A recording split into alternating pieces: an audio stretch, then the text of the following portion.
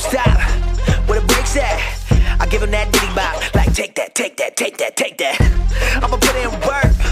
I'ma do that ASAP. Throw my faith in rap. But they say don't say that, huh? What I'ma turn down for? I feel like Shaq in 9-4. Breaking glass in that black boat. I like Kobe in Toronto, huh? Dropping 81. Yo, I dropped the 88. Ricky Bobby, shake and bake. Sleeping on it, should've stayed awake, huh? Everybody make mistakes like VJs. Tryna say my name, it's Minio. Say it with me, Minio. Okay, great. 2 forks high, raise the stakes. Risk it all, I take the hate. This the winning team, get the Gatorade. My guy good, but he's not safe, nah. They try to shut us down and it ain't gon' slide. Only thing I fear is God and he on my side. That's the confidence I got, cause he got me. That's why I really feel like you can't stop me. That's all you got. Come on with it. That's all you got. You can't stop me. You don't got the power. Shut me down. That's not an option. I'm my biggest problem. You don't got the power. Shut me down. That's not an option. You can't stop me. You're my biggest opponent.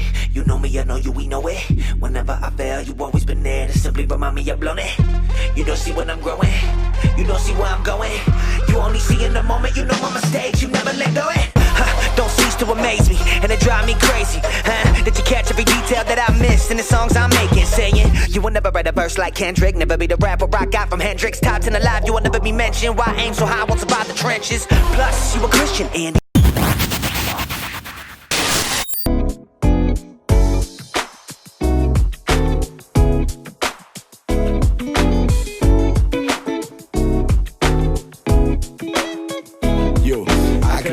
Da rima dado pelo meu Senhor que me escolheu, me transformou e assim me fez um pregador, sempre mandando verso certo, transformando a sua vida. Tá errado eu conserto, se tá preso mostra a saída. Nas veias junto com sangue tem o dom que ele me deu. Louco no meio de sábio sendo usado por Deus. Não desisti em meias lutas, rimando perseverei. Hoje o cenário é diferente, hein? Tá pegando aí, certamente você vai ficar surpreso. Acompanha aí, bora. Vivo, livrando o mundo cativo. Cada frase é uma bala, cada verso é uma granada e cada estrofe é uma arma pregando a palavra sagrada igual Davi. Não preciso de armadura pra seguir. Com meu pai conduzindo eu faço Golias cair. Meu chamado é a rima, eu tô pronto pra transformar tipo Sansão com meu dom. Eu nasci pra batalhar, minha rima é multiuso, te mostrando a direção, te alertando que o melhor é andar na contramão. Não me canso de dizer, tô pronto pra transformar. Não importa se tá difícil, é só você confiar que a verdade rimada é o dom, fazendo tu enxergar. Olá, tudo bem? Como é que você está?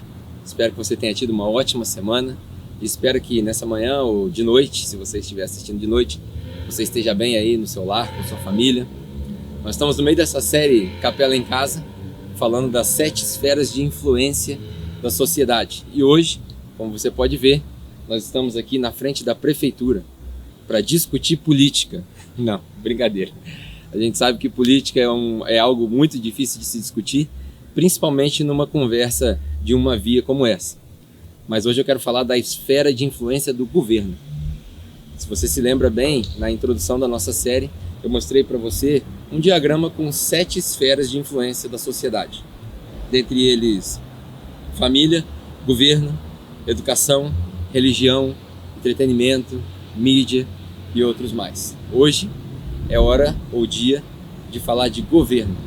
E eu vim para cá de propósito para você poder reparar nesse cenário. Se você é de Volta Redonda, aqui à minha direita está o Palácio 17 de Julho da Prefeitura. Lá atrás, se você conseguir focar bem, está a Defensoria Pública. E aqui à minha esquerda alguns prédios de serviços da Prefeitura. E nós viemos para cá com um propósito, para te incentivar e te inspirar a pensar a respeito desse assunto, governo, Estado, uma cosmovisão cristã. Talvez você se lembre nas últimas mensagens, quando eu introduzi as mensagens, eu falei a respeito da missão dessa série, que servir e salvar as esferas de influência da sociedade era o nosso objetivo, e não conquistar e governar, como alguns podem ter imaginado, baseado em outros conceitos que a gente já conhece. Pois bem, hoje meu objetivo é falar sobre governo. Mas antes, eu quero te convidar a fazer uma breve oração comigo, pelo nosso governo. pelo nosso governo federal, estadual, municipal, cumprindo a nossa missão de cristãos de orar pelas autoridades, como nós vamos aprender hoje. Uma oração básica, uma oração singela, que você pode fazer aí no seu lar. Eu sei que você já teve um momento de oração com a sua família, mas agora interceda pelos nossos representantes perante a Deus, obviamente, com essa singela oração. Se você quiser fechar seus olhos e me acompanhar, vamos orar. Pai, obrigado por essa oportunidade de estar aqui nessa localização em frente à prefeitura, pregando a mensagem do reino de Deus, pregando uma mensagem que ultrapassa os limites do reino do homem. E nesse momento, Pai, nós queremos interceder e orar pelos governantes e os representantes da nossa sociedade, esses que governam, e nós queremos te pedir, ó Pai, que o Senhor os inspire e que o Senhor os encha de misericórdia e de justiça para que eles sejam agentes da distribuição da sua justiça e da sua misericórdia, sempre em amor. Obrigado, Pai, por essa oportunidade maravilhosa. Talvez em tempos anteriores nós não tivéssemos essa oportunidade de comunicar o Evangelho em frente à prefeitura. Hoje nós podemos fazer isso. Portanto, nós te agradecemos. Fala conosco, Pai, mais uma vez, durante essa mensagem, para que nós sejamos edificados, para que nós sejamos construídos como um edifício santo, sempre baseados na sua palavra. Em nome de Jesus. Amém. Bom, eu quero falar sobre governo, e para falar sobre governo eu quero te sugerir, à semelhança das últimas mensagens, um contraste entre a visão de governo do mundo e a visão de governo de Deus. Claro, eu não tenho a pretensão de dizer que eu sou o dono da verdade e nem que eu entendi como funciona o governo de Deus. Algumas definições sobre reino de Deus, por exemplo, dizem que o reino de Deus é um local ou um espaço onde só a vontade dele é feita. Gostaria muito de estar vivendo nesse espaço agora, mas sei que não estou. Portanto, eu quero presumir que eu tenha entendido pelo menos alguns princípios de como funciona o governo debaixo da autoridade de Deus e transferir esses princípios para você na tentativa de gerar uma conversa. Mais uma vez, provavelmente deve ter alguns pontos em que você não vai concordar comigo e devem haver algumas das suas convicções que eu também não concordo, mas essa é a arte do diálogo pacífico, a arte da comunicação não violenta. Nós concordamos em discordar e viver em paz. E falando de governo, eu quero te sugerir algumas literaturas para você entender o que eu não quero dizer com o governo. Muitos de nós estudamos, por exemplo, em sociologia e filosofia, os escritos de Immanuel Kant.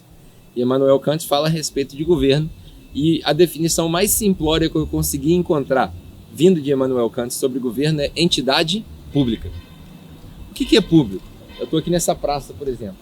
Ser público significa que essa praça aqui também é minha. Não quer dizer que ela é gratuita para todo mundo, quer dizer que ela pertence a todos nós.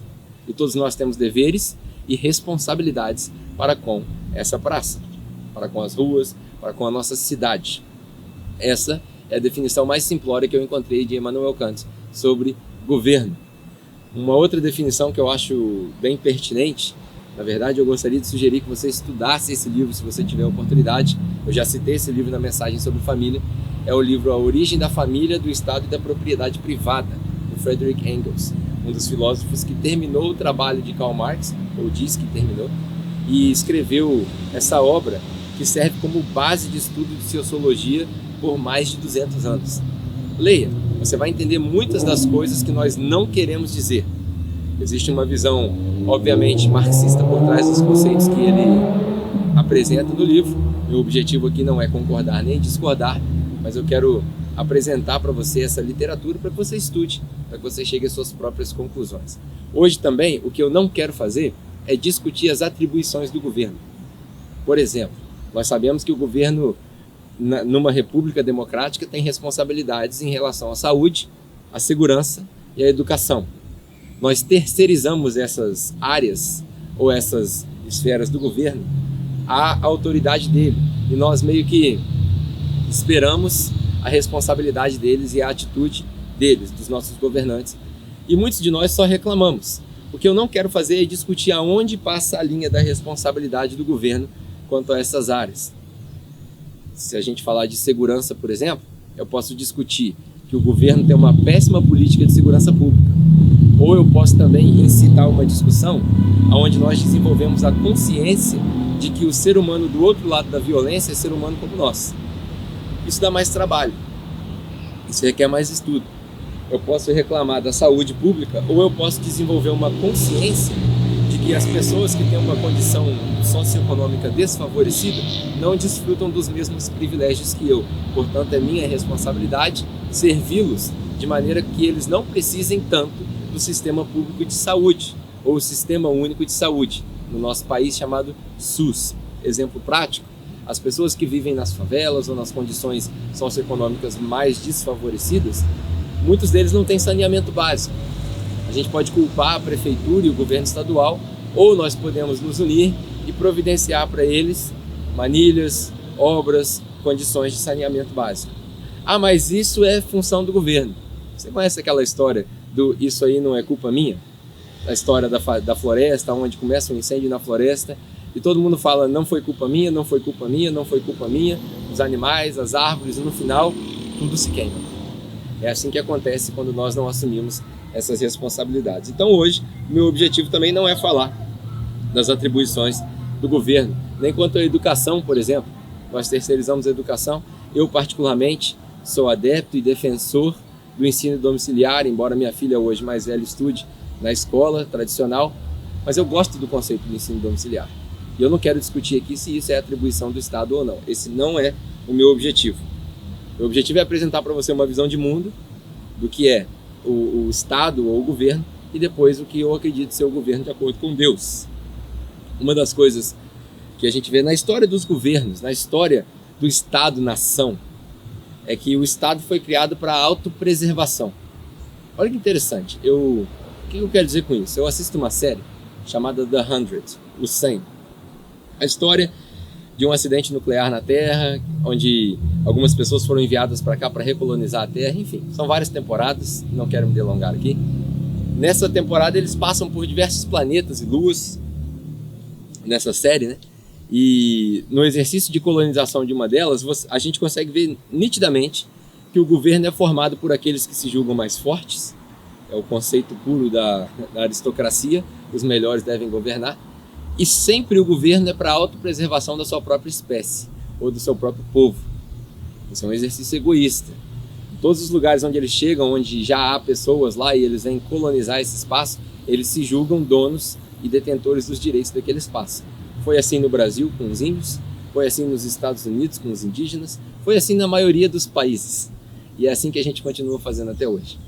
A gente olha na nossa sociedade, bem entre aspas, encontra os melhores e a gente continua insistindo num modelo aristocrático que nunca funcionou e continua a não funcionar. Essa é a minha opinião. A gente encontra, por exemplo, ao longo da história, uma dinâmica interessante. Há muito, muito tempo atrás, talvez há mais de 1000 anos atrás, o planeta não tinha as fronteiras que nós temos. Porque se você pensar em fronteiras estabelecidas pelo Estado, por exemplo, embora o nordestino tenha costumes diferentes, comida diferente, ele também é brasileiro. E nós aqui no Sudeste somos muito mais parecidos com os argentinos e com os uruguaios, talvez no Sul, muito mais parecidos com os argentinos e uruguaios do que com os nordestinos, porque são costumes, temperaturas, tudo muito diferente. Mas nós nos assimilamos quando a gente se chama de brasileiro, porque estamos dentro dessa fronteira. E essa fronteira foi estabelecida por política. E aí eu quero te convidar a pensar o seguinte: há muito, muito tempo atrás, milhares de anos atrás, o mundo não era dividido por essas fronteiras. Há muito, muito tempo atrás, o mundo era dividido em impérios. O Império Sumério, o Império Babilônico, o Império Assírio, o Império Chinês. E esses impérios vieram se desenvolvendo até a época onde o mundo se tornou um mundo inglês. Tudo pertencia à Inglaterra, e o que não era da Inglaterra era de outros povos que eles deixavam serem dominados. Na minha singela percepção, é nesse momento, a partir da Revolução Francesa, talvez, que a gente começa a perceber o que é de fato a aristocracia, ou uma oligarquia, onde os filhos dos reis continuavam herdando as propriedades e os direitos. Mas isso já é um conceito de muito antigo. Desde a época dos filósofos gregos, a gente já aprende nas escolas o conceito de aristocracia. Isso foram séculos e séculos e séculos de extorsão para chegarmos no ponto onde a gente chega hoje, o entendimento de geopolítica que a gente tem. Por que eu estou dizendo tudo isso? Porque essa é a definição do mundo de um Estado. O Estado é o que controla. O Estado, de acordo com Engels, é o que controla o que é público e o que é neutro. Se tem uma propriedade que não foi ocupada por ninguém, essa propriedade que não é privada, ela é administrada pelo Estado. E o Estado detém o direito de administração e venda e exploração de recursos e por aí vai. Você vai ver aonde vai dar essa novela nossa com a dependência do Estado. Essa também é bonita. Fala aí. Eu tô enchendo seu saco. Tira uma foto, eu vou passando por cima. Tá filmando? Faz uma pose aí.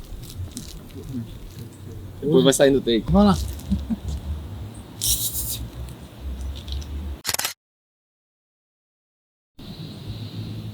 Quem sabe faz ao vivo, né? Nós estamos acostumados com a praça, deve ter visto essa interrupção aí.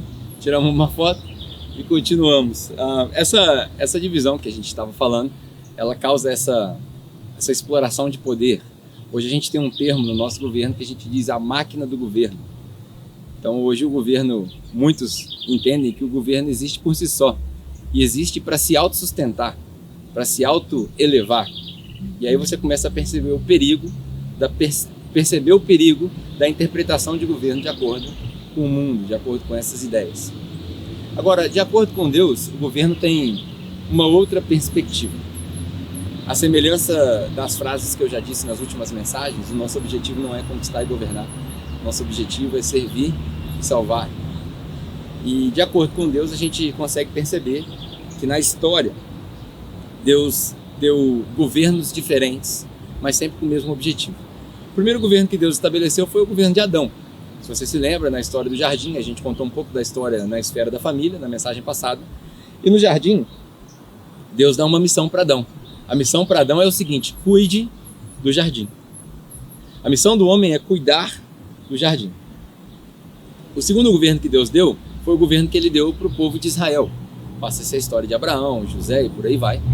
E aí quando o povo de Israel é estabelecido como povo mesmo, Deus coloca na mão deles talvez a referência. Esse vai ser o meu povo de referência. E ali, através dos reis, dos juízes e por aí vai, nessa história toda, a gente vê Deus dando uma segunda ordem para esse segundo governo, que é cuidar. Cuidar dos pobres, cuidar dos desfavorecidos, dos marginalizados, todos aqueles que acompanhavam o povo de Israel na sua peregrinação. Sempre cuidar. O terceiro governo que Deus estabelece foi um governo que foi inaugurado, mas não foi 100% estabelecido ainda. É o governo de Jesus Cristo. Quando Jesus veio à Terra, ele inaugura o reino de Deus. Ele diz: eis que chegou o reino de Deus, ou eis que está próximo o reino de Deus. E ele inaugura, mas não estabelece 100% esse reino. Porque esse reino vai ser finalmente estabelecido quando nós estivermos todos plenamente na eternidade, na presença dele. É um assunto escatológico para outro dia. Mas nesse governo de Jesus, Deus também deu uma ordem: cuidar. O primeiro governo era cuidar do jardim. O segundo governo, cuidar dos pobres e dos desfavorecidos. No terceiro governo, ele diz: cuide do próximo. Mas quem é o próximo? Todo aquele que está ao seu redor. Note que cuidar é sempre a motivação principal do governo de Deus. Servir e salvar, sempre. Não é à toa que o filho do rei, o próprio Jesus, diz: eu não vim para ser servido, eu vim para servir. O reino de Deus é o reino onde o servo é rei e o rei é servo. O reino de Deus é onde o rei serve e aquele que serve se torna rei. O reino de Deus é onde, se você quiser ser o maior, você precisa se tornar o menor de todos. Isso é fantástico. Isso reflete a discussão das 7 esferas que nós estamos falando. Esse é o novo normal. Até então nós pensamos em governo como acúmulo de poder. Agora nós precisamos pensar em governo como distribuição de justiça e misericórdia. Esse é um novo normal. Quando a gente falar de economia, nós vamos falar sobre acúmulo de riqueza e distribuição de riqueza. 2 conceitos diferentes. Novo, normal. Enfim, hoje eu quero te dar 2 versículos. A semelhança de todas as mensagens dessa série, um versículo de curiosidade e um versículo para extrairmos alguns conceitos. Antes de continuar, eu quero te dizer o seguinte: você precisa se segurar aí onde você vai Você está sentado, ou em pé, ou caminhando, ou ouvindo um podcast, se segura. Porque é muito provável que o texto que eu vou ler, o segundo texto que eu vou ler, para extrair os nossos princípios, vai ser um texto que você vai discordar de muita coisa. Nós estamos vivendo no meio de uma crise política. Muito provavelmente você vai discordar do que eu vou dizer. Mas tenha paciência, que essa é a arte do diálogo, da comunicação não violenta, do diálogo pacífico. Escute, pondere e discuta para chegar na sua própria conclusão. Vamos lá, o primeiro texto está em Provérbios, no capítulo 28. Eu quero ler o último versículo e aí eu vou estender para o 29, o primeiro e o segundo versículo. Então são 3 versículos. Provérbios 28, versículo 28 e Provérbios 29, versículos 1 e 2. Pegue a sua Bíblia aí, nós vamos ler juntos. Provérbios 28, no último versículo, diz assim, quando os ímpios sobem ao poder, o povo se esconde, mas quando eles sucumbem, os justos florescem. Preste bem atenção no contraste entre justos e ímpios. Quando o ímpio sobe ao poder, o povo se esconde. Quando eles sucumbem, os justos florescem. E aí no primeiro versículo do capítulo 29, me parece que é um lembrete para os ímpios, ou para os injustos, os que praticam injustiça, diz assim, quem insiste no erro, depois de muita repreensão, será destruído, sem aviso e irremediavelmente, ou seja, não tem solução, insiste no erro. E aí no versículo 2 ele volta e faz um jogo de palavras que me parece muito semelhante ao último versículo do 28. Quando os justos florescem, o povo se alegra. Quando os ímpios governam, o povo geme. Quando os justos governam, o povo se alegra. Quando os ímpios governam, o povo geme. Eu me lembro, obviamente, dos personagens históricos que a gente estuda em política, e um que me vem à mente é o Winston Churchill. Claro que eu não vou discutir convicções, talvez você pense do outro lado da história, mas o povo se inspirava com Winston Churchill. É uma história interessante para ser estudada. Nesses versículos, ele faz um paralelo que o resumo é o seguinte, uma conclusão óbvia. Quanto mais justos no governo, mais alegria o povo tem. Quanto menos justos no governo, mais sofrimento o povo tem. Posso ser sincero para você? Vou até desligar meu iPad um pouquinho. Posso ser sincero para você? Nós vivemos numa crise sociopolítica. O país está dividido. O mundo está dividido. Nos Estados Unidos, democratas e republicanos brigam pela opinião pública. Aqui no Brasil, esquerda e direita, seria o mesmo que os democratas e os republicanos, brigam pela opinião pública. E aqui, como a gente não sabe fazer política, a gente só sabe brigar, a gente só sabe cuspir um na cara do outro, as pessoas não aprenderam a ter respeito um pelo outro, e nem nos nossos ambientes governamentais parece que as pessoas sabem conversar. Aqui os nossos políticos não têm qualificação, aqui os nossos políticos não têm educação formal nenhuma, não se estuda para ser político. Então a ideia de aristocracia que nós herdamos dos gregos aqui no Brasil, e nada é a mesma coisa, porque aqui não são os melhores, aqui são os mais espertos. E aí nessa terra dos mais espertos, nós criamos um contraste indescritível com o reino de Deus. Porque no reino de Deus o mundo é dos imbecis, o mundo é dos idiotas. O mundo é do idiota no termo pejorativo, não estou falando no termo político. O mundo é dos fracos, o mundo é dos humildes, o mundo é dos perseguidos, o mundo é dos que têm fome, o mundo é daqueles que têm sede de justiça, o mundo é dos misericordiosos. Aqui não. Aqui fora o mundo é dos espertos, dos mais fortes, dos mais oportunistas. Isso é um absurdo que nós vivemos no Brasil. Mas toda a minha opinião colocada de lado, a conclusão óbvia é o seguinte: se nós votarmos bem e elegermos bem, nós teremos um bom governo, de esquerda ou de direita, esse não é o assunto de hoje. E com esse bom governo, nós teremos um povo alegre. É com um governo decente, bem votado, que a gente repara e conserta essas coisas mínimas, como a praça que está suja, a praça da prefeitura abandonada. É um absurdo. É com essa atitude de um voto consciente, e aqui eu não estou fazendo campanha política para ninguém, é que nós começamos a transformar. Precisa haver uma maneira melhor de se transformar a nossa sociedade que não seja guerra e insultos. E é disso que eu quero falar hoje. E para isso, eu quero ler um texto que vai fazer você tremer na base, vai fazer você ranger os dentes. O texto é o texto de Romanos, capítulo 13. É um texto muito comum, usado para política, e eu já sei que quando eu ler, você provavelmente vai pensar num insulto aí na sua mente, direcionado para mim. Mas tudo bem, eu estou acostumado. Isso não é uma visão tradicional nem ortodoxa de Bíblia.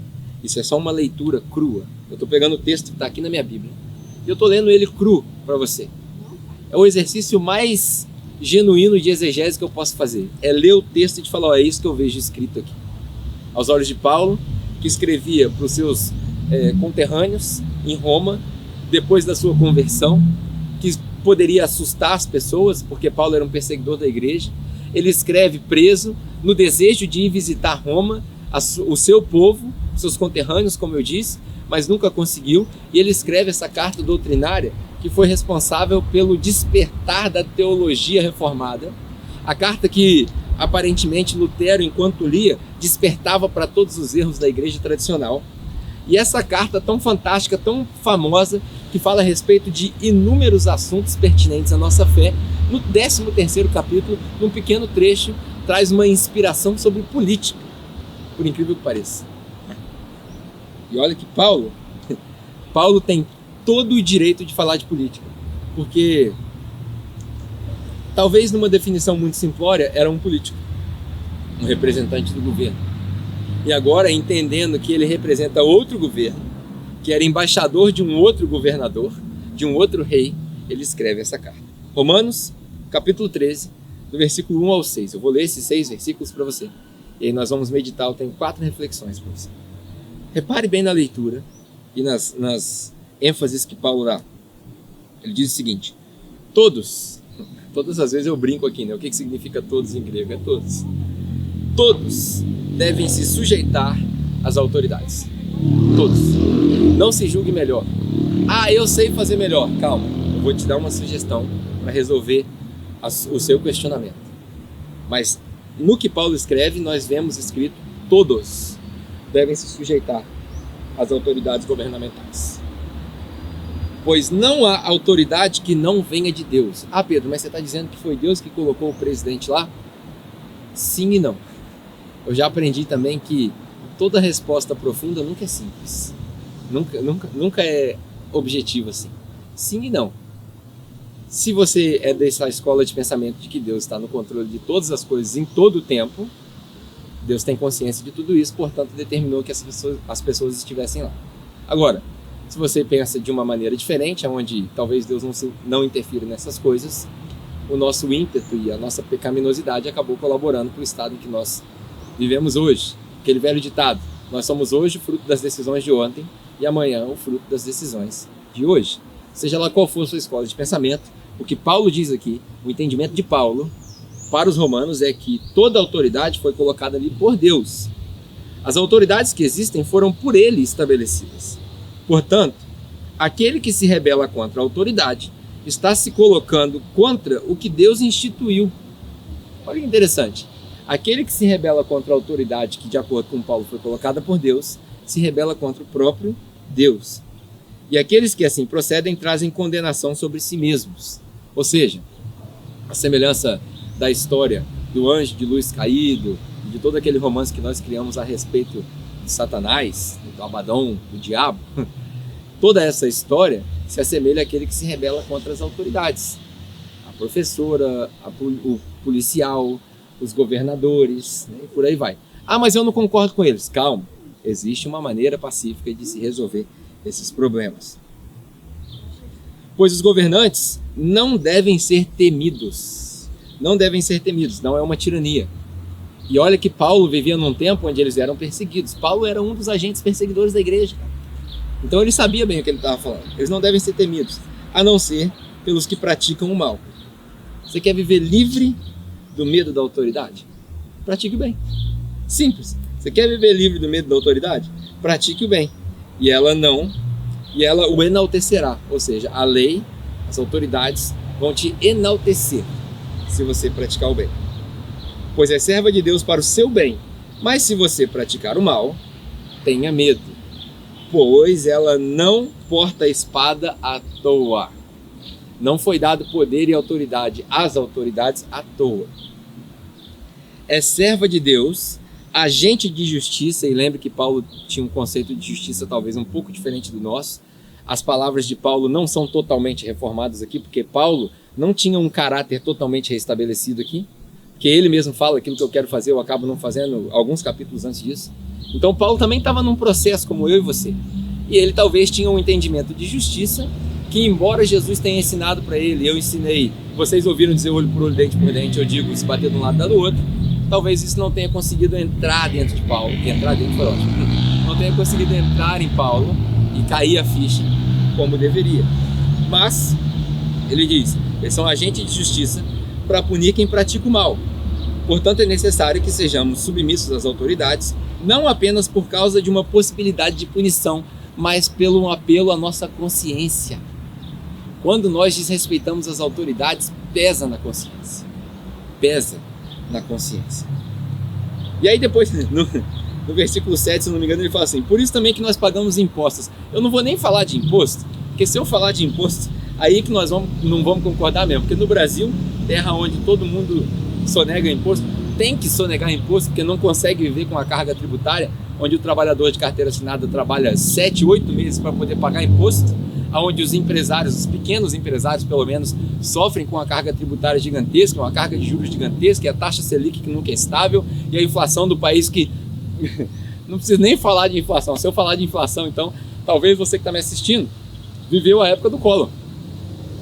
Cara, que doideira. Inflação de 3, 4 dígitos de um dia para o outro. Foi o tempo que nós vivemos. Aí você deve pensar: isso aí passou. Posso te fazer um exercício interessante? Se você tivesse investido 100 mil reais há aproximadamente 5 anos atrás, hoje você teria de lucro 98 reais, aproximadamente. 100 reais. Como assim, Pedro? 1%? Mas a poupança não rende 7, 8, 9%? Rende, mas é a inflação e o desequilíbrio e a desestabilidade econômica do país. Tudo isso, e a depreciação do seu dinheiro, tudo isso conta. Então Paulo fala aqui com autoridade a respeito de política e de governo. E eu quero extrair desse texto, com essa ideia, 4 princípios sobre como ser um cidadão cristão, exemplo, de acordo com Deus, na esfera do governo. Mas antes de entrar nesses princípios, eu quero oferecer um pouco de empatia contigo.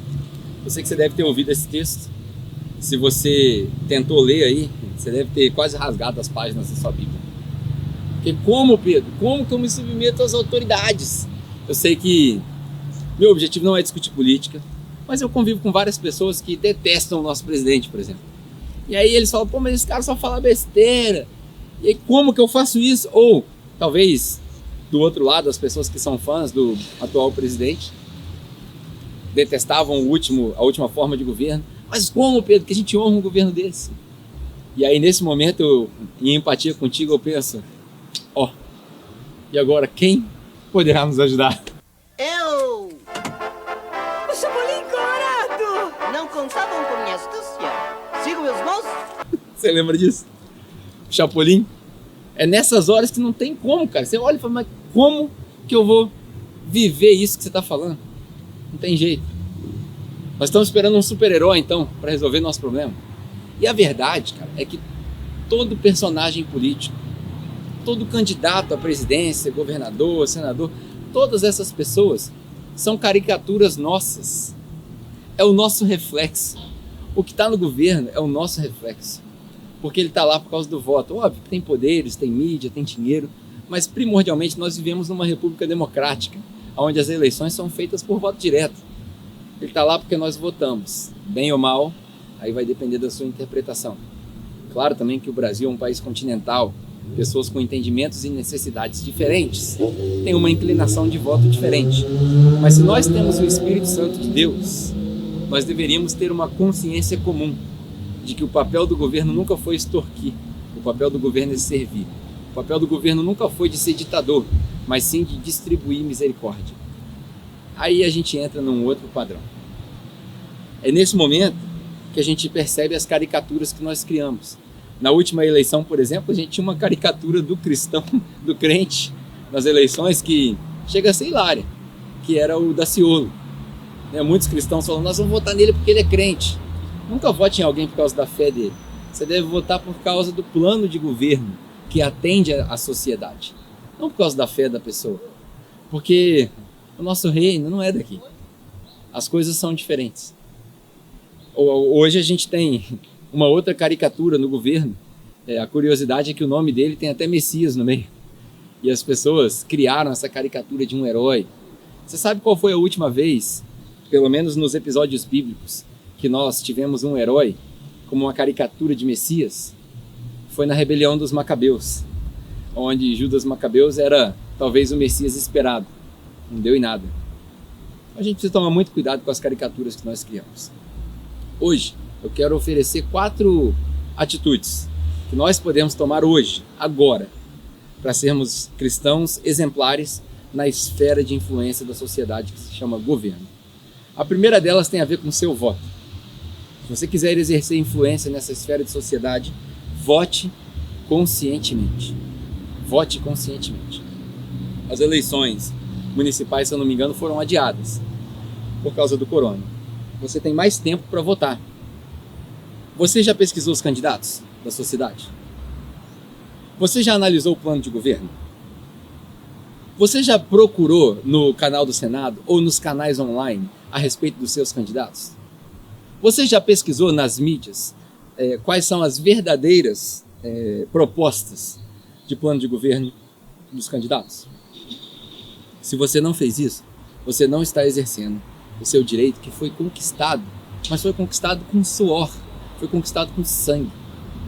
Esse é um direito / dever de todo cidadão brasileiro, votar. Vote, mas vote consciente. Consciente não da fé do seu candidato, mas consciente do plano de governo do seu candidato. Sabe por quê? Primeiro, porque o nosso governo não é daqui. O nosso plano é muito mais alto do que esse. Segundo, porque quando a gente... Como é que eu posso colocar isso da melhor maneira? A paz entre nós aqui nesse plano pode ser um exercício desconfortável para mim e para você. Pode ser que para estabelecer paz no nosso plano hoje, nós tenhamos que continuar um diálogo com pessoas que nós não concordamos. Pode ser que você de direita tenha que abrir mão de alguns direitos para poder concordar com aqueles que são de esquerda e vice-versa. Centrais, liberais, neoliberais. Pode ser que nós tenhamos que nos adaptar num discurso para poder estabelecer a paz entre nós. E a paz aqui é muito diferente do que nós cristãos entendemos de paz lá. É muito diferente. Aqui a paz tem mais a ver com equilíbrio. Lá a paz tem mais a ver com plenitude.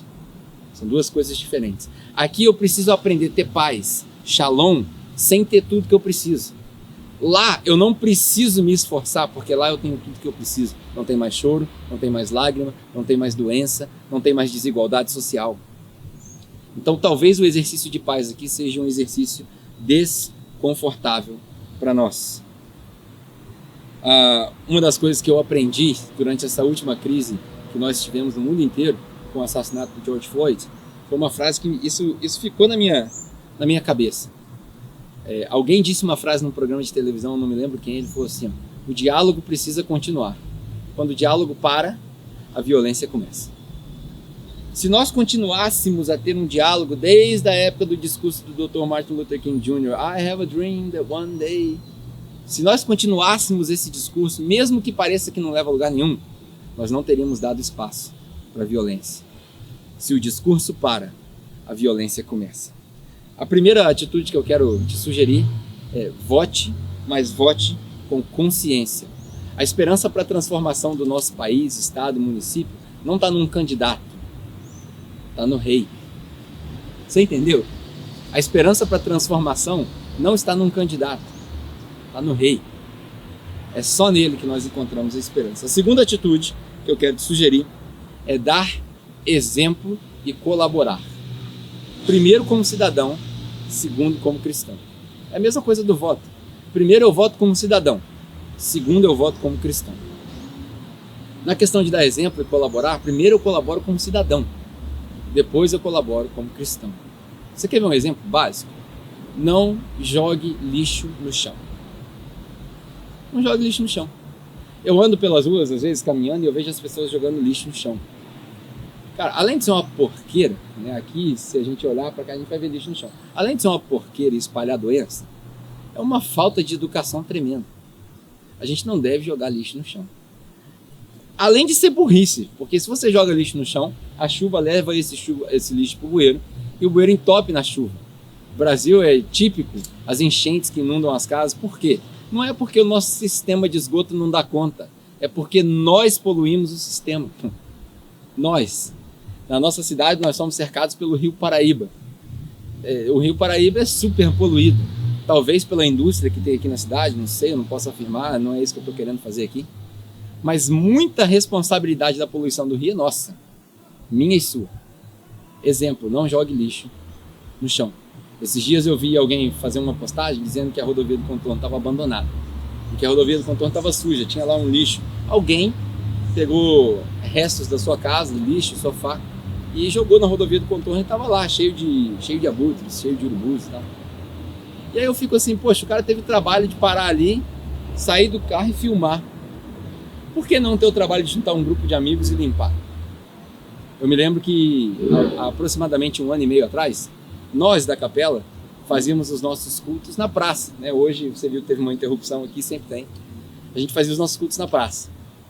E quando a gente chegou na praça, a praça estava abandonada. Inclusive a praça está abandonada. Vou aproveitar para fazer um protesto. Prefeitura de Volta Redonda, prefeito Samuca Silva, ou os próximos prefeitos que virão. Essa praça já está abandonada há anos.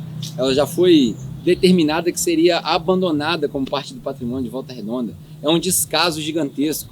Uso de droga, perigo para os moradores, violência, prática de sexo ilícito em público lá, tudo isso acontece lá. Tudo isso acontece lá. Nós limpamos a praça, reformamos, pintamos, recebemos 2 notificações da prefeitura que não podia fazer culto lá e saímos por outras razões, obviamente, não tinha banheiro. Por que vocês não arrumam? Eu já pedi para arrumar, eu não estou colocando isso na prefeitura, não. Eu já pedi para arrumar, eu falei que eu ia arrumar gente e recursos para cercar a praça, fazer um bom cercado, deixar limpo, cuidar. Eu tenho a solução. Você deixa eu fazer? É assim que nós devemos agir. Colaborar. Colaborar é trabalhar junto. Laborar vem de labor. Colaborar. Nós devemos colaborar e nós devemos dar exemplo. Sempre nós devemos ser o exemplo. O discurso convence, mas a atitude arrasta multidões. O discurso convence, o exemplo arrasta multidões. Nós temos direitos e deveres enquanto cidadãos. O problema é que a gente só lembra do direito, a gente esquece dos deveres. É nosso dever, porque se isso aqui é público, como diz Immanuel Kant, é nossa responsabilidade manter limpo. É nossa, não é só da prefeitura, é nossa. É claro que nós colocamos a nossa confiança nos governantes e votamos neles para isso. E aí talvez, se você não quiser vir aqui pôr a mão na massa, é seu dever subir aqui na escada e protestar até que os secretários e o prefeito venham aqui fora e se manifestem para limpar isso daqui. É meu e seu dever. Civismo, em paz. Terceira atitude, eu falei sobre o voto consciente, falei sobre dar exemplo e colaborar. A terceira atitude, se for a sua vocação, lembra que no começo da série, na introdução, eu falei sobre aquele conceito do Ikigai, do propósito de vida. Se for a sua vocação, você deve se candidatar.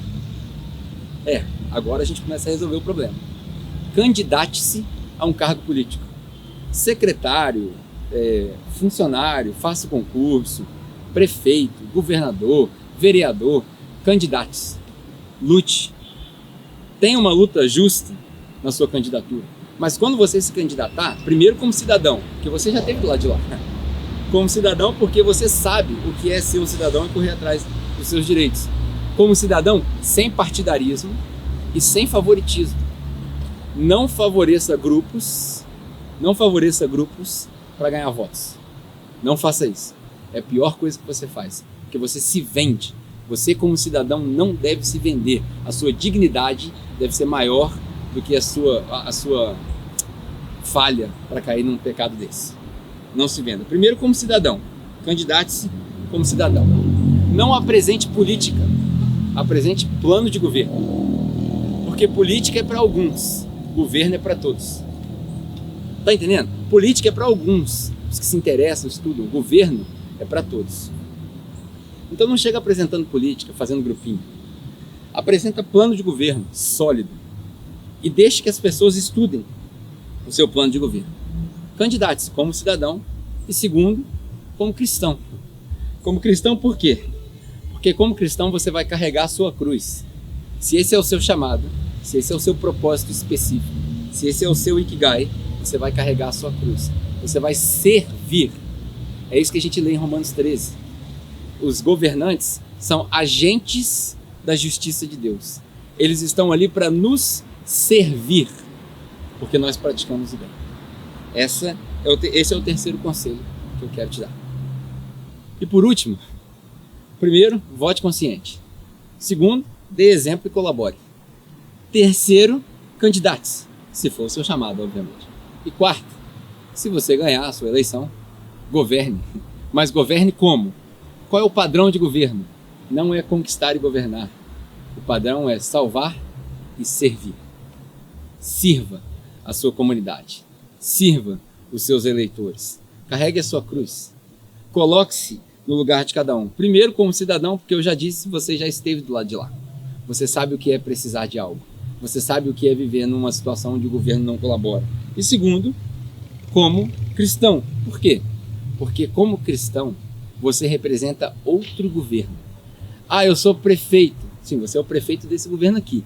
Mas como cristão, você é um embaixador de um outro governo. Ah, eu sou deputado. Deputado desse governo aqui, estadual ou federal. Mas você, como cristão, é um embaixador de outro governo. Sabe o que é um embaixador? O embaixador é o que estabelece um pedaço do governo de onde ele vem dentro de outro governo. Nós fomos chamados para sermos embaixadores do governo de Deus dentro desse governo. Não para conquistar e governar, porque o nosso chamado nunca foi para ser o topo da sociedade, para comandar o que a sociedade faz. O nosso chamado é para servir. O nosso chamado é para se entregar. E é aí que a gente encontra o papel dos nossos governantes. Como embaixador, porque você representa outro reino. E aí, se você foi chamado para a área da política, para a área do governo, eu quero te dizer o seguinte: se você rouba, é porque você crê que Jesus é ladrão. Se você sonega, é porque você crê que Jesus sonega. Se você extorque as pessoas, é porque você crê que Jesus era um ditador que extorquia as pessoas.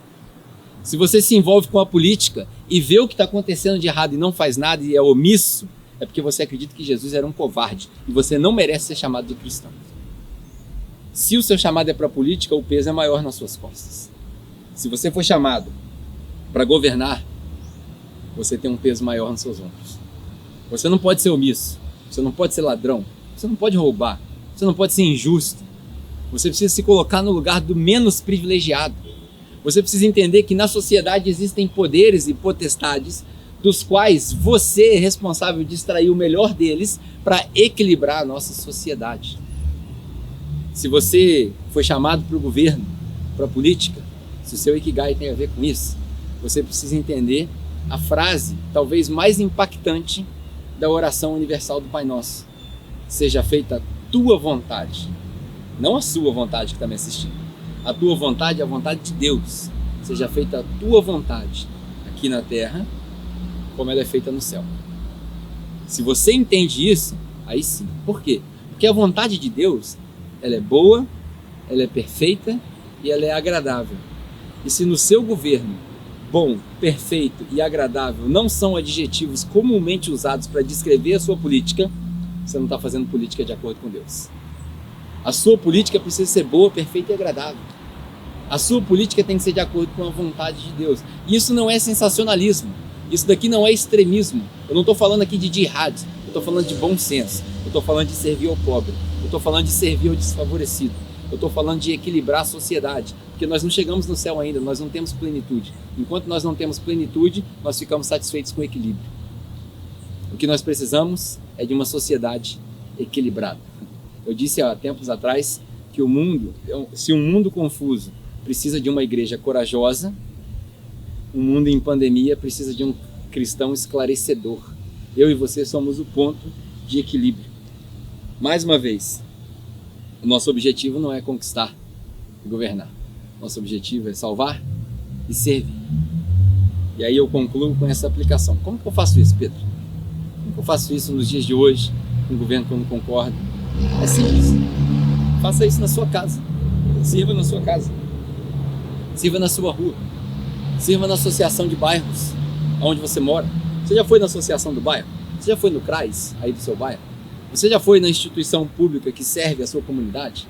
Você já procurou as ONGs que atuam na sua comunidade, se você mora na favela ou em alguns lugares onde as pessoas são menos privilegiadas e as ONGs atuam? Você já se perguntou o que você pode fazer pela sua cidade? Você já veio na prefeitura e perguntou aonde tem serviço de voluntário? Você já foi visitar o hospital? Você já foi visitar o lar dos velhinhos, que normalmente fica abandonado, que não tem recursos públicos? Você já se candidatou para ajudar na sua escola? Na escola pública. Chega na escola pública, municipal, e fala: eu ensino música, eu quero ensinar música, eu quero ajudar os jovens, eu quero tirar os jovens da droga. Faça a sua parte. Você honra os policiais da sua cidade? A gente vive num contexto no Brasil onde a gente acha que a polícia é o bandido e o bandido é o bonzinho. Você honra os policiais da sua cidade? Você, num sentido de respeito, né, presta continência para as autoridades? E eu não estou falando aqui de militarismo. Eu estou falando de honrar aqueles que colocam a vida deles em risco por mim e por você. Claro que em toda profissão tem gente ruim. Tem professores ruins, tem engenheiros ruins, tem pastores ruins. Na verdade tem um monte de pastor ruim. Muito. Tem gente que afagece em todas as áreas. Tem policial ruim? Tem. Mas a maioria fez um voto: servir e proteger. Esse é o voto do governo: servir e proteger. Você pode começar honrando eles, servindo eles, se você não está envolvido com a política. Se você não é prefeito, governador, deputado, vereador, secretário, funcionário da prefeitura, funcionário público que seja. Se você não tem nenhum cargo público, se você não nos representa publicamente, você pode começar assim, formando uma coalizão aí no seu bairro, para melhorar a quadra, para manter o bairro limpo, para ajudar a companhia que faz a coleta de lixo, para fazer reciclagem no seu bairro. Isso também é ser exemplo dentro da esfera do governo. Comece reciclagem no seu bairro. Trate do meio ambiente. Faça uma lista de quem precisa ser servido no seu bairro. Quais são as casas onde só tem velhinhos e os filhos os abandonaram. Vá lá servir eles. Tudo isso são exemplos para quem não está envolvido com a política. Ah, mas eu estou vendo essa mensagem, talvez seja a minoria de hoje, e eu estou envolvido com a política e com o governo. Eu sou vereador, eu sou prefeito, sou deputado. Eu tenho um cargo público. O que eu faço? Governe servindo. Esse é o padrão de Deus. Governe servindo. Se você governar servindo, você vai ter um povo alegre. E se o povo é alegre, os justos continuam no governo. A minha mensagem de hoje, na verdade, é uma incitação ao diálogo, ao pensamento, mas acima de tudo, à consciência política de todos nós, como cidadãos e como cristãos. A minha oração é para que Deus te dê equilíbrio, para que Deus te dê bom senso. Ninguém precisa de um derramar do Espírito Santo, de um avivamento para poder governar bem. A gente precisa de bom senso e de equilíbrio. Com bom senso e equilíbrio, nós criaremos uma sociedade mais balanceada, que atende ao desfavorecido e que cumpre as missões do governo de Deus. Cuidar. A gente cuida do nosso jardim, nossa cidade. A gente cuida dos pobres e desprivilegiados, que foi o mandamento do povo de Israel. E a gente cuida do próximo, demonstrando o nosso amor ao próximo como Jesus nos ensinou. Essa é a minha mensagem para você hoje. Eu espero que essa mensagem te inspire a participar mais ativamente dessa esfera do governo. Nas próximas mensagens, nós vamos falar sobre educação, sobre entretenimento, nós vamos falar sobre religião. E eu espero que essas mensagens possam transformar a sua maneira de pensar. Vamos fazer mais uma oração e logo depois dessa oração, os nossos breves avisos e aí a gente se despede. Pai, obrigado pela oportunidade de discutir um assunto tão importante com os meus irmãos. Espero que, através da sua ação do Espírito Santo, essas palavras possam tocar no coração de cada um deles e que eles possam se envolver mais ativamente. Talvez seja muito pretensioso da minha parte, mas o meu pedido genuíno nesse momento é que Volta Redonda comece a se transformar numa cidade exemplo, onde o chão é limpo, o asfalto é bem colocado, a política não é corrupta e os moradores se ajudam. Talvez seja um sonho imaginar que nas ruas de Volta Redonda não existam mais pessoas dormindo nas ruas, usando drogas e dependentes químicos. Talvez seja um sonho, mas eu quero convidar todos os meus irmãos que oram comigo a sonhar comigo.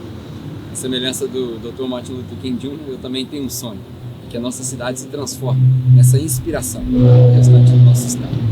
Começa no meu bairro, na minha casa, na minha rua, na esperança disso se expandir por todas as outras igrejas, bairros e comunidades. Abençoa, Pai, os nossos irmãos e que eles tenham um ótimo resto de domingo e uma perfeita e abençoada semana, em nome de Jesus. Amém. Bom, eu espero que essa mensagem hoje tenha falado contigo de uma maneira especial. Nós tentamos preparar esse cenário, né? Nós estamos aqui na prefeitura, como você viu. E se você acompanhou desde o começo, se você não tem saído de casa, você teve um gostinho de sair de casa, né? Você pegou a gente ali no carro. Enfim, espero que tenha sido edificante para você. Eu, como sempre, eu tenho 2 avisos e 2 avisos somente. O primeiro dele, essa semana eu quero ser mais enfático. Você já está num grupo de conexão? Você aí na sua casa, você já participa, você já encontrou uma família para que você possa dividir as suas dores, se aprofundar na palavra? Você já faz isso? Não? O que você está fazendo aqui então? Minha pergunta para você é tipo, por que você está assistindo essa mensagem? Porque consumir conteúdo, para te ser bem sincero, a gente tem conteúdo sobrando na internet, cara. A gente está vivendo numa era digital. Isso, você pode assistir o culto qualquer dia da semana. Você não precisa assistir no domingo. A velha maneira, como nós estamos numa série falando sobre o novo normal, o antigo normal de se ir à igreja nos domingos passou, acabou. Nós vamos continuar fazendo isso porque a gente gosta, mas isso não é mais o padrão. E na internet está cheio de conteúdo. Se você não quiser ser igreja, você está consumindo conteúdo à toa. Essa é a minha opinião. E eu não estou querendo te ofender, estou querendo te inspirar. Te inspirar a encontrar um grupo de pessoas que talvez esteja numa faixa etária parecida com a sua, para que você possa se aprofundar, dividir suas dores, orar junto, dividir aquilo que você tem, exercitar a sua generosidade. Isso é o que a gente chama de grupo de conexão, que de fato representa a igreja. Se você não tem um, você precisa participar de um. Esse código de barra aqui, esse QR Code que está aqui desde o começo quando eu estou falando, é para você escanear com o seu celular. Você abre o seu celular ali no modo foto, vai abrir o WhatsApp e aí você vai me mandar uma mensagem falando: Pedro, eu quero participar de um grupo de conexão. E aí eu vou te enviar o contato de alguns líderes de grupos para que você possa participar. Não interessa onde você está. Eu estou em Volta Redonda, Barra Mansa, Pinheiral, Barra do Piraí, Rio de Janeiro, São Paulo, Curitiba, Portugal, Austrália. Tem gente do mundo inteiro nos assistindo. Esse universo digital faz com que a gente possa se conectar. Não interessa onde você estiver, eu quero te ajudar a ser igreja. Não só ir à igreja, ser igreja. E por último, essa mensagem deve ter falado contigo a respeito de governo. E aí a gente tem um monte de coisas para debater sobre o governo. Mas a igreja, a nossa instituição capela, também tem um governo.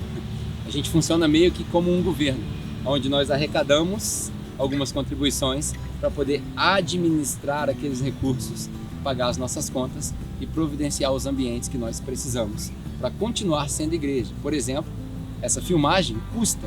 Tem câmera, tem cartão, tem bateria, tem servidor, tem tempo de trabalho, o pessoal que produz. Aqui a gente tem uma equipe fantástica. Nessa mensagem aqui, a gente tem uma equipe com várias pessoas, mas nessa mensagem a brincadeira é que a nossa equipe tem várias pessoas numa pessoa só. Tem diretor de fotografia, tem videógrafo, tem editor, tudo isso é o Serginho. Ele veio comigo aqui nesse tempo de pandemia, mas nós temos outras pessoas na nossa equipe. Se você não conhece eles ainda, o Igor, o Elton, o Níger, todas essas pessoas fazem um trabalho fantástico na edição, na pré-produção, na pós-produção. Isso demanda tempo. E eu não sei se você sabe, eles deixam de trabalhar para poder trabalhar com a gente, cara. E a gente não pode pagar. Gostaria muito, se a gente tivesse recurso, eu gostaria de empregar todo mundo, que aí a gente ficava só por conta da igreja. Quem sabe um dia. Mas as outras contas continuam acontecendo. O aluguel, a água, a luz. E a gente não deveria ter que ficar pedindo. Na verdade, isso é uma consciência sua, uma consciência nossa como cristãos, de participar financeiramente daquilo que tem nos abençoado. Então, se tem te abençoado, se você tem recebido, também não importa onde você está. você está em Volta Redonda, Barra Mansa, Pinheiral, ou se você está na Europa ou na Austrália. Você pode até fazer sua contribuição em dólar. A gente tem conta no PayPal e tudo quanto é lugar. Enfim, faça um scanner aqui, ó, do PicPay, e aí o PicPay você vai fazer o seu pagamento. Ah, eu não tenho PicPay ainda. Então tá na hora de você tomar a pílula vermelha e acordar, né? Porque você está vivendo com o mundo. Não é possível. Baixe o PicPay no seu celular, cadastre sua conta, seu cartão e faça suas doações através do PicPay. Menos burocracia, menos taxa, mais agilidade. Caramba, que propaganda do PicPay que eu fiz agora, hein? Oh, menos burocracia, menos complicação e mais agilidade. Tudo vai direto para a conta da Capel, sem taxa, sem nada, beleza? Então, tá aqui o código. Contribua como você quiser, obviamente, não é pressão, mas deixa que Deus fale o seu coração para que você seja generoso também. Generosidade faz parte do nosso caráter cristão. No mais, que essa mensagem tenha te abençoado, que você tenha uma ótima semana, que esses cultos possam servir para te inspirar, se você quiser assistir de novo durante a semana, ouvir no Spotify, nas nossas mídias, né? Tem no YouTube, tem foto no Facebook, tem Instagram, que de vez em quando tem alguma brincadeira lá, enfim. Fique ligado aí nas nossas mídias sociais e em breve nós vamos voltar, em breve. A gente ainda não sabe quando, a gente não pode garantir nenhuma data, mas a nossa casa está pronta já. A casa está pronta para você poder vir participar conosco. Tá lindo, você não vai acreditar quando você vir. Nós estamos esperando o momento certo, tendo juízo, bom senso. A gente sabe que muitas pessoas resolveram voltar e aí a gente teve uma segunda onda de contaminação e eu não quero fazer isso contigo. Eu quero prezar pela sua saúde. Portanto, fique ligadinho aí. Em poucas semanas nós estaremos de volta. Certamente vai ser uma bênção te ver de novo, mas por hora, que Deus te abençoe e que você aproveite bem essa interação aqui, ó, eu e você no digital, tá bom? Deus te abençoe, ótima semana e até a próxima oportunidade, se Deus quiser. Tchau, tchau.